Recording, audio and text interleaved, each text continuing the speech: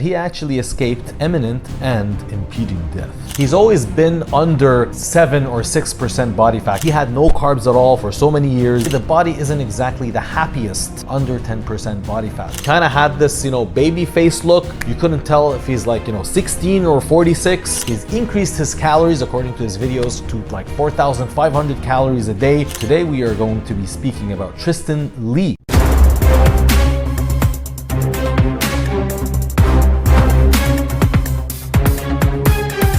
Hey everybody, and welcome to today's episode. Today we are going to be speaking about Tristyn Lee and how I believe that he actually escaped imminent and impeding death. No, in all seriousness though, Tristyn Lee has had in what I believe, a very lucky escape to what could have potentially resulted in the same fate as a lot of other fitness influencers. We've seen a lot of fitness influencers die over the last few years. The causes could have been many. It could be, the jab, and we're not talking about everyone's favorite testosterone jab. I'm talking about the other jab to deal with the infectious air, and also a possibility of our favorite jabs that are in combination with very harsh diets year round. So let's take a look at Tristyn Lee's, known physique over the last few years. As you can see, he's always been under 7 or 6% body fat. In fact, he did have this very strange body fat test where he goes underwater and he kind of holds his breath and empties his lungs, and it kind of gives an analysis, or a much more accurate analysis, of his body fat levels, and it was sub 6%. Now, mind you, the healthy range of body fat for males is between 10 and 20%. For females is 20 to 30%. And that's why a lot of females, when they compete, they end up losing their cycles or periods, and it just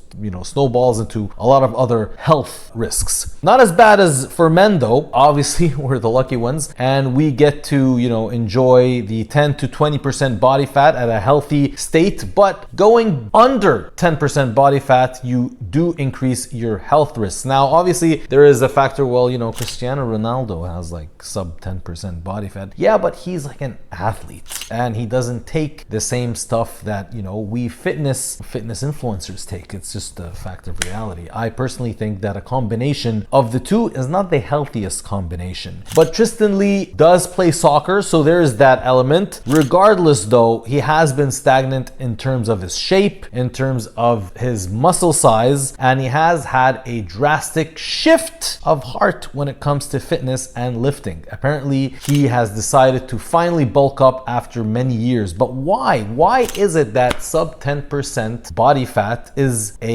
risk to your health? Well, your immune system, for a start, is not optimized under 10% body fat.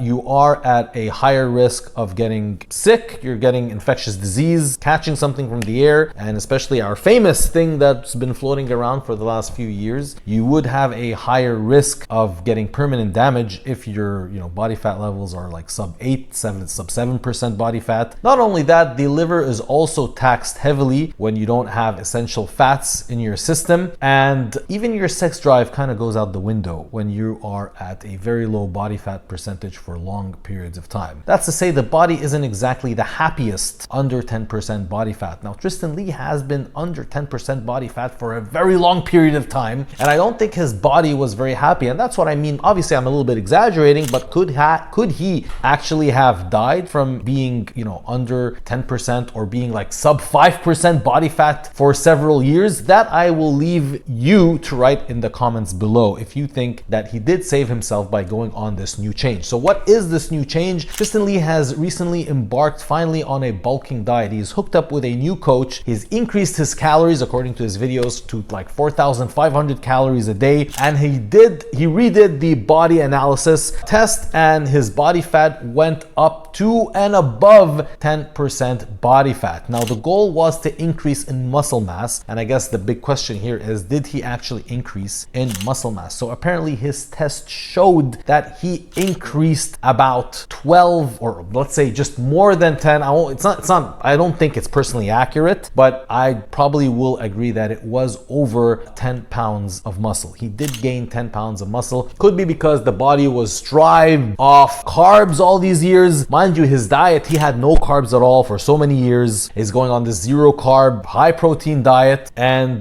finally introducing carbs back into his diet. It's the same thing when we competitors, come, after shows and we start to eat, our body kind of inflates and bubble. I personally think the best time for you to gain muscle is after shows. That's why people who compete and want to take 2 off seasons, I always encourage the other way around. I say, no, try and compete as much as you can, once a year, twice a year, because it's those rebounds that you can benefit from heavily. Not only that, but when you also compete, you're also very stricken to a very good diet. Believe it or not, the diet you're doing with high protein and the excessive training while competing, you are building a lot of muscle. If you think so or not, that's actually what's happening. And you could, to some extent, have very similar effects of muscle growth during competition and rebounding from just going on an off season for a very, very, very long time. The body likes that change and responds well to it. So I think that's what happened. He did switch things up. Does he look better? Personally, I think he looks healthier. He looks better. Before, when he was like sub 5%, he kind of had this,